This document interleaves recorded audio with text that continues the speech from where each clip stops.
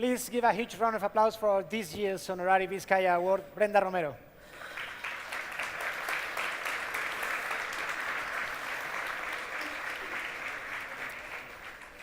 Well, first of all, welcome. Thanks for being here.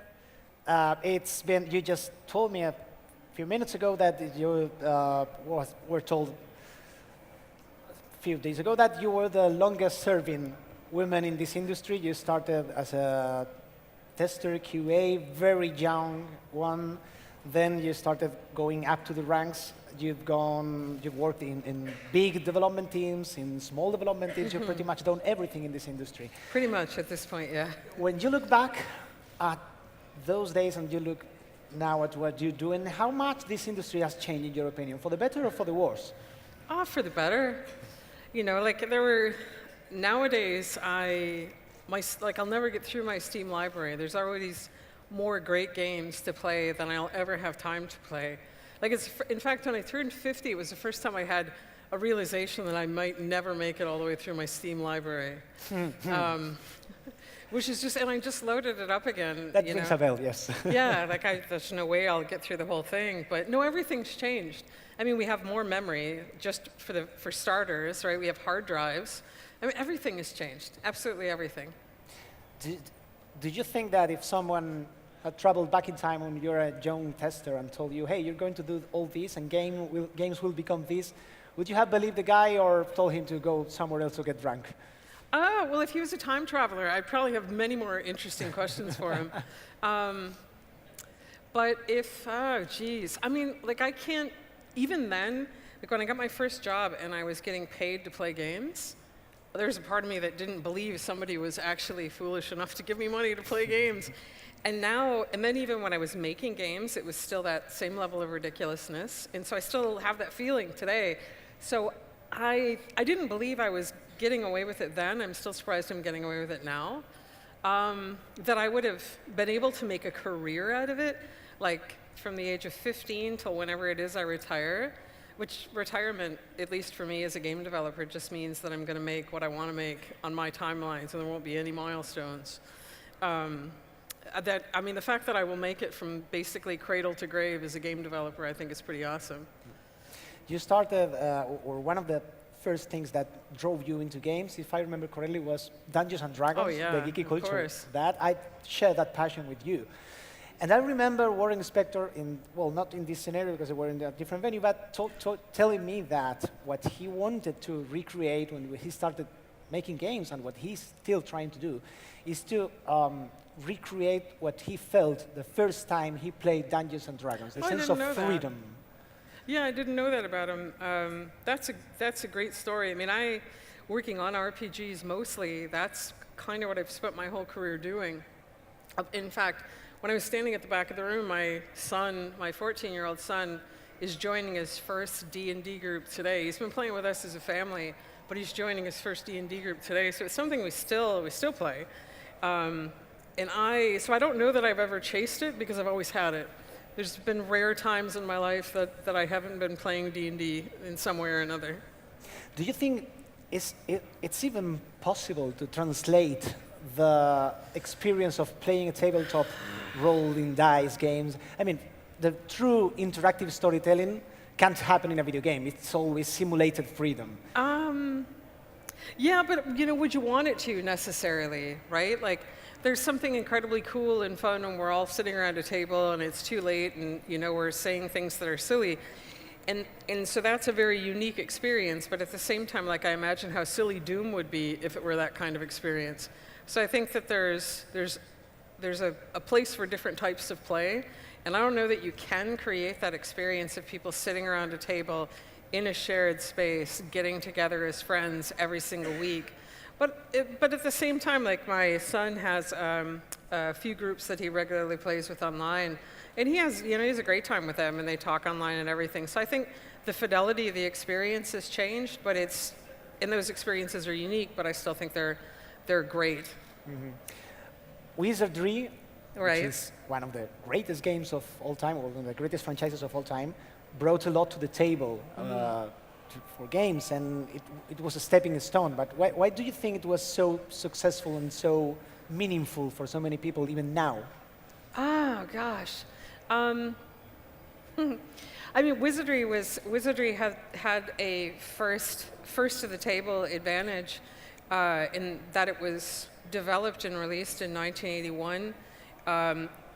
People before that time, if you wanted to play a game, especially a game like D&D, you had to get 5 people together, or however many people together. Everybody had to come over to your house. But Wizardry, you could just sit in the computer and play by yourself. Like, I still remember the first time I saw Wizardry. Like, I would go to work. I was supposed to work from 4 to 8, and I would get to work at 3 and play till 9 because we couldn't afford a computer at home. And then I would just like get there as early as the office opened and leave as late as I could possibly leave. I mean, it was a very magical world and a new experience. I think in a sense, it's sort of like the way people line up for VR now. They just want to see it. They want to experience it, you know. And that's how it felt to me. Like I often compare the first time I experienced VR with the first time I saw color on a screen. I'm making myself sound very, very old, aren't I? We had one of the speakers, the person who opened the day, talking about retro gaming, saying that retro games had a purity that we have lost somewhere in the way. They were pure gameplay, pure fun, and now there's so many other things getting on the way of gameplay. How much do you agree with that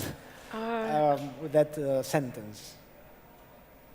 Well, I think there's a lot of things that we do understand about games now that we wouldn't have understood, that we just simply didn't know back then. But I've certainly had experiences. In fact, I had a recent experience, if you don't mind me talking about one of my husband's games for a minute. I was looking at a game that was, it was a shooter, and it had all these different features with it. And even though, obviously, I know more about Doom, say, than probably your average person, I was really just thinking about the core of a game and the core of the gameplay experience and what the core of a shooter is. And Doom is really just that, stripped of every conceivable, anything extra. It's just that is the core of a shooter is in that game. And it occurred to me, like we often, as game developers, we talk about sticking to the core and being faithful to the core and removing things that the core don't strengthen the core. But sometimes you'll see games where they've got the core there, but they've added on so much extra stuff, right, that they put so much frosting around it that you can't tell what the hell is at the center anymore. Is it a cake? Is it a sandwich? Is it a car? And I had an experience a few months ago where I saw something like that. So at the core, fundamentally, were all the things you would need to have a shooter, except they'd added so much extra stuff on that the core experience was so hard to get to, and it really just ended up, I guess, you know, sort of crunching the core down so that it wasn't as strong. And that's a roundabout way of saying, sure. I mean, I think there are retro games show us what like the tightest core possible is, simply because it was so hard to develop stuff, especially, say, you know, in the early 80s if you were doing it in 6502 in assembly language. Mm-hmm. Talking about game design, every creator is different. In your case, you have done so many different things that you can approach game design from the writing of the game, from even the coding. How do you approach that creative process of designing a new mechanic or a new feature for a game? It depends on where it is. So I'm actually in a state now where we're literally weeks away from a major game milestone, and I'm having to add a feature in, which is like doing surgery, because there's already lots of systems moving there, and to add a feature in and not have it just throw everything off requires a super degree of precision, and I like it. It's a huge design challenge. So that's like if you're adding something early, but when it's blue sky and you're just thinking about what you want to make, for me it almost always follows the same progression, which is I'm interested in something, and now my interest has turned into a fascination, and now my fascination has turned into an obsession, and I can't stop reading about it. And if it gets to obsession level, either a book will come out of it or a game. In this case, a game has come out of it. So I usually, I just do a lot of research, and I tend to work in real system, like real world systems that existed somewhere in the world at some point in time. And so the systems, how the stuff works, already existed, and so I just have to figure out what I'm going to take from the real world systems and put them into a game. You have also done quite a lot of designing / researching of what you can do with game mechanics. Yeah. There's this famed game. I would like you to describe it to the audience because some of them might not know it because it's not a video game. It's a tabletop game about the train. So how can you convey emotions through gameplay in that way? I mean, it's the kind of trick that it's easy to understand once you see it done. Yeah. I mean, to me, those games were, well, if you don't know about these games, it was a series of 6 games that I made about the most difficult topics I could think of.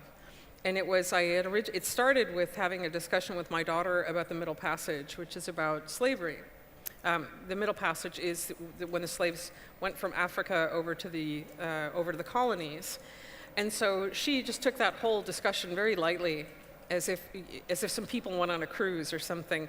So when she asked if she could play a game, she meant a console game. It was after school, and instead I made a game about the Middle Passage on the spot, where she had to create the families. The families were separated. The families, odds are some people were gonna perish on the way. And it was really impactful for her. It was really impactful for me. And so I decided right after I was gonna make a game about my own family's history, which was in Ireland. So I made a game about the Cromwellian invasion of Ireland, and then I went on to make a game. I made the 6 games are, after that I made the game you mentioned called Train, which is about complicity. It's about standing by while people do atrocious things, and in this case it replicates the train rides, the boxcar rides to the death camps in the Holocaust. And then I made a game about the Trail of Tears, which is the forced migration of the 5 Native American tribes. Cité Soleil, which is about day and night violence in Port-au-Prince, Haiti. And then Mexican Kitchen Workers, which is about the appropriation of culture. And so they're all, my husband would say they're games that make people cry. They're all very depressing games. But they're effectively doing with game mechanics what people would traditionally do with film. So I'm telling a story through the mechanics of the systems. And if you have if something is happening to somebody else on scale, you have to have a system. And if you have a system, then you've got a game. I think those games are like the paradigmatic example of what emergent narrative is.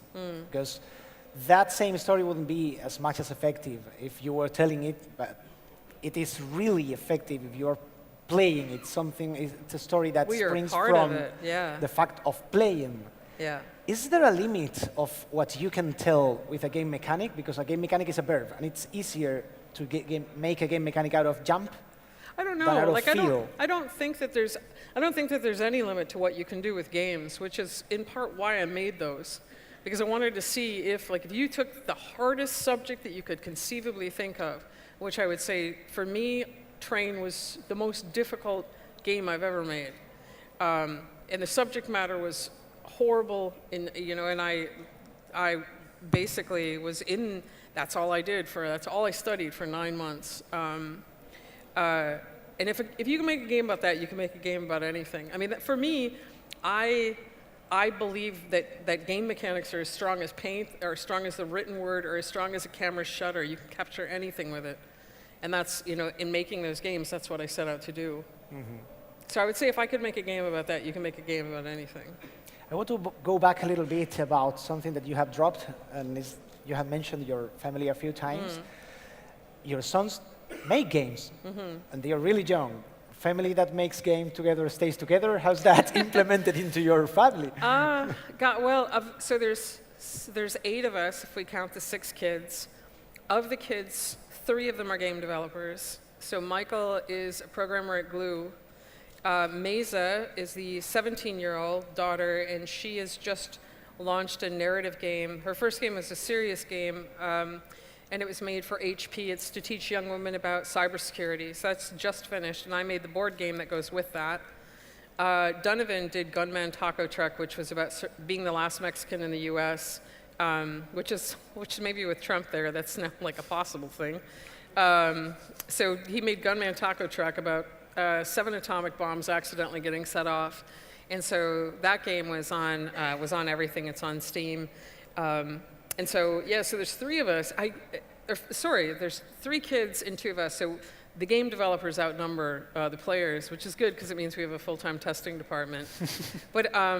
But you know, like it's our house, it's got to be weird. Like it's like our house, we just remodeled our house, and it's all remodeled around games, right? Like we have a deathmatch room, we have John's office, my office, my console area, the kids' console area. And I mean, we play like everybody, and I'm the worst deathmatch player in the whole house, which is a little embarrassing. But we play games constantly, and I get a lot, like the kids, but they don't get away with anything. Like they're like, oh, mommy, can I please finish this? No, right? Like I know when they can shut off the game. I know what they're doing. So yeah, but it's all about games. It's all the time. It's just absolutely all the time games. That's all we talk about. When you're developing a game or creating a new mechanic, I knew once, met once a writer who told me that you never finish a book, you just abandon it at some point. Is the same with games? At some point you just have to let it go?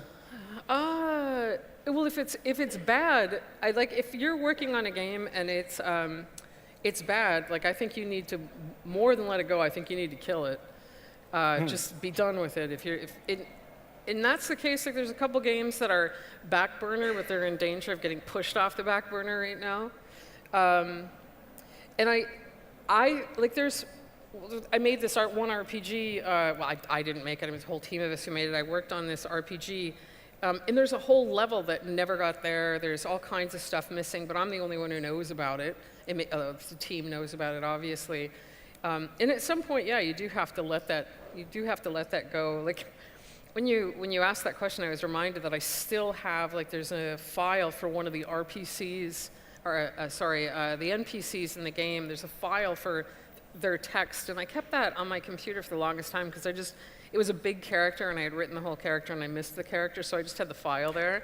Like you might put your favorite book on a shelf. Looking for something to do with him. Yeah, yeah. Well, I got that opportunity actually. There was a character in Wizardry 5 called Bella that I really loved, and I brought Bella back in Wizardry 8 just because I loved the character, so I just brought him back and did some other things with him. One of the games you made time ago led to an interesting book and investigation about sex in video games. Oh, yeah. Which is like one of the most awkward things you can see in a video game right now because the uncanny valley.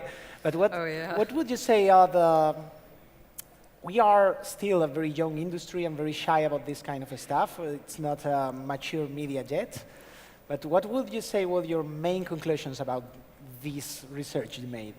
Well, I think when we're talking, especially in games, like if we were talking about sex in movies, we're talking about porn, right? Yes. And it's very clearly that side of the table. If we're talking about sex in games, so if this is porn over here. If we're talking about sex in games, we're talking about breasts, we're talking about even relationships, even like intimate relationships in games. And not that, like I haven't made any game where I felt that I wanted to have that, but in many cases, like even nudity in games is like, what? Yes. Even if that in movies, we would see that it does, if we consider movies like games for a second, that there are some instances when you may want to, where it may strengthen the core of the game, right? It may strengthen the core of the movie, and it's part of the natural storytelling, part of the natural experience of the game. And because of the rating systems and the fact that we have to go to the lowest common denominator, in many cases we would have to design a game that could also be played by kids. So while I don't think it holds us too much back, because like the game I'm working on now, like there's certainly nothing from here that I think would do anything in the game. And there's maybe some stuff from here that might strengthen it. But I think, especially with the range of digital distribution, none of that bothers me right now. Which trends of the current landscape of video games interest you most? The one I'm most interested in as a player right now is narrative games. I've been just playing one game after another, one narrative game after another. I'm playing The Return of Obra Dinn right now. That's brilliant. You don't say anything about it. I just started it. And after that is Celeste that I'm going to play. So I've got a whole bunch of them. I've played Bithell Games stuff recently, Subsurface Circular, which I really enjoyed. Replayed That Dragon Cancer, which I think has just some genuinely masterful design decisions, and Edith Finch and Florence, so very into that. I I think like there's a trend. It's a trend. It's a two-game trend. It's hardly a trend. But games that are like, you can do everything in this game, like the recent Red Dead or Breath of the Wild, you know, those are setting, like Rockstar set a really high bar with their recent release. And as a game developer, when you see somebody come out with just like, wow, you know, that requires just a, you know, a bit of standing there, deep breathing exercises, just like, whew, that's gonna be hard to get to shoot that high. What other trends? I think obviously Battle Royale, but I imagine Battle Royale itself will just become a selection campaign mode, deathmatch mode, Battle Royale mode. I think that'll get subsumed by shooters. I think those are the big ones. Maybe, but narrative games, funny thing is that it's dying down, but there's still the discussion about are these games or this is interactive something? That's a pointless discussion, right?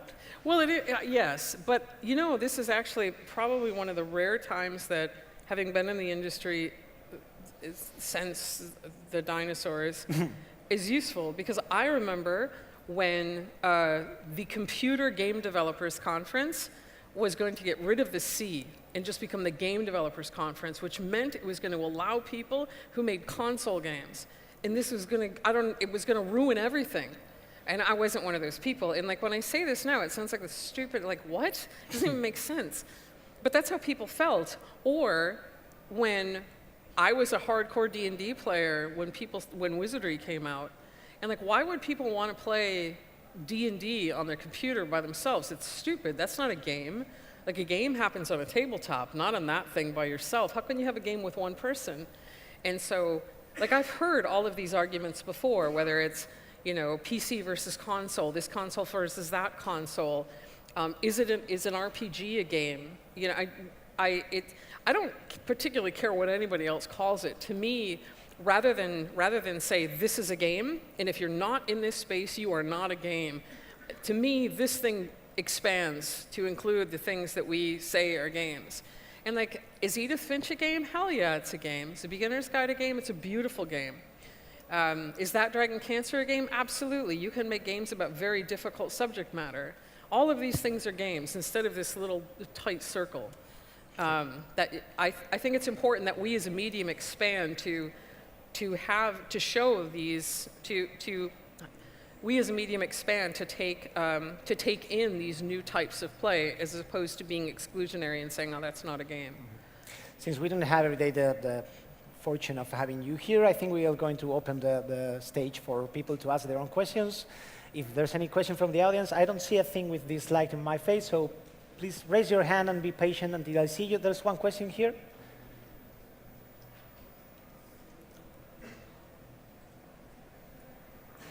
Hi. What you say about using horrible thematics, for example, in Train, what kind of impact do you want to give to the players? Well, specifically with Train, the impact that I wanted to give, I mean, Train is fundamentally about complicity.